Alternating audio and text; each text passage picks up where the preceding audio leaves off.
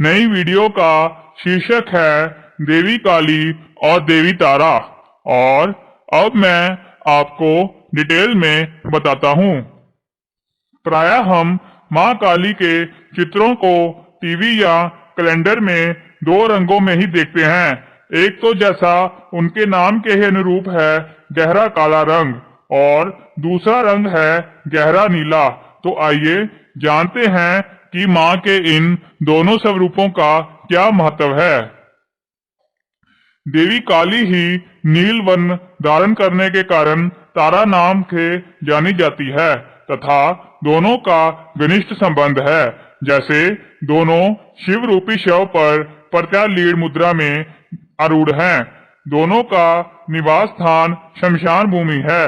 दोनों देवियों की जिह्वा मुंह से बाहर है।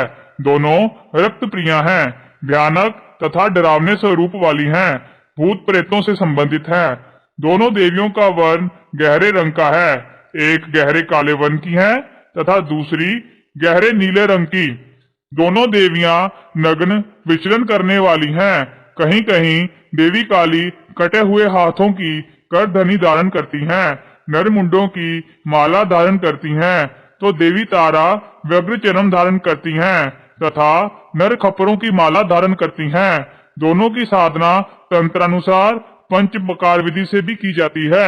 सामान्यता दोनों एक ही हैं, इनमें बहुत कम भिन्नताएं दिखती हैं।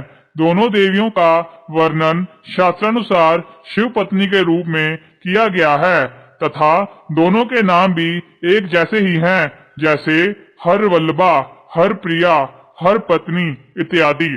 हर भगवान शिव का ही एक नाम है, परंतु देवी तार ने ही भगवान शिव को बालक रूप में परिवर्तित कर अपना सघन दुग्ध पान कराया था। समुद्र मंथन के समय कालकूट विष का पान करने के परिणाम स्वरूप भगवान के शरीर में जलन होने लगी तथा वो तड़पने लगे। देवी ने उनके शारीरिक कष्ट को शांत करने के लिए अपने अमृतमय सतन दुग्ध पान करवाया। देवी काली के समान ही देवी तारी का संबंध निम्न तत्वों से है। शमशान वासिनी, तामसिक, विध्वंसक प्रवृत्ति से संबंधित रखने वाले देवी देवता मुख्यतः शमशान भूमि में वास करते हैं।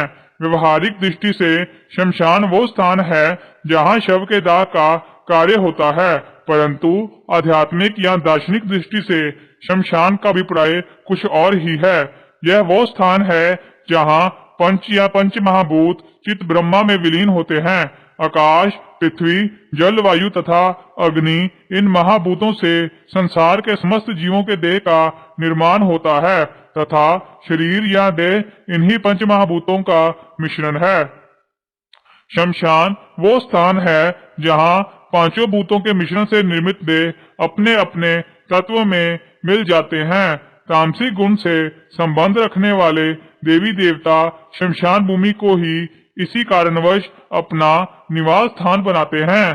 देवी काली, तारा, भैरवी इत्यादि शमशान भूमि को ही अपना निवास स्थान मानती हैं। इसका एक और महत्वपूर्ण कारण ये है कि आध्यात्मिक दृष्टि से शमशान विकार रहित हृदय या मन का प्रतिनिधित्व करता है। मानव देह कई प्रकार के विकारों का स्थान है, काम, क्रोध, लोभ, मोह, ईर्ष्या, स्वार्थ इत्यादि। अतः देवी उसी स्थान को अपना निवास स्थान बनाती है जहाँ इन विकारों या व्यर्थ के आचरणों का दाह होता है तथा मन या हृदय वो स्थान है जहाँ इन समस्त विकारों का दाह होता है। अतः देवी काली अपने उपासकों के विकार शून्य हृदय पर ही वास करती है। चिता, मृत देह के दाह संस्कार हेतु लकड़ियों के ढेर के ऊपर शव को रखकर जला देना चिता कहलाता है। साधक को अपने शमशान रूपी हृदय में सर्वदा ज्ञान रूपी अग्नि जलाए रखना चाहिए ताकि अज्ञान रूपी अंधकार को दूर किया जा सके। देवी का आसन, देवी शव रूपी शिव पर विराजमान है, या कहें तो शव को अपना आसन बनाती है, जिसके परिणाम स्वरूप ही शव में चैतन्य का संचार होता है। बिना शक्ति के शिव शव के समान है, चैतन्यहीन है। देवी कृपा से ही शरीर पर प्राण रहते हैं। कराल वदना या घोर रूपा। देवी काली का वर्ण घनघोर या अत्यंत काला है तथा स्वरूप से भयंकर तथा डरावना है, परंतु देवी के साधक या देवी जिनके हृदय में स्थित है उन्हें डरने की आवश्यकता नहीं है। स्वयं काल या यम भी देवी से भयभीत रहते हैं। पीन पे उधारा। देवी काली के सतन बड़े हैं तथा उन्नत हैं। यहाँ तात्पर्य ये है कि देवी प्रत्यक्ष तथा अप्रत्यक्ष रूप से तीनों लोकों का पालन करती है। प्रकटीर तरवंद्रा। देवी काली के विकराल दंत पंक्ति से बाहर निकले हुए हैं तथा उन दांतों से उन्होंने अपनी जिह्वा को दबाकर रखा हुआ है। यहाँ देवी रजो तथा तमो गुण रूपी जिह्वा को सत्व गुण के प्रतीक उज्ज्वल दांतों से दबाए हुए हैं। मुक्त केशी। देवी के बाल घनघोर काले बादलों की तरह बिखरे हुए हैं और ऐसे प्रतीत होते हैं जैसे कोई भयंकर आंधी आने वाली है। आपको मेरी ये वीडियो कैसी लगी ये आप मेरे को कमेंट्स में बता सकते हैं।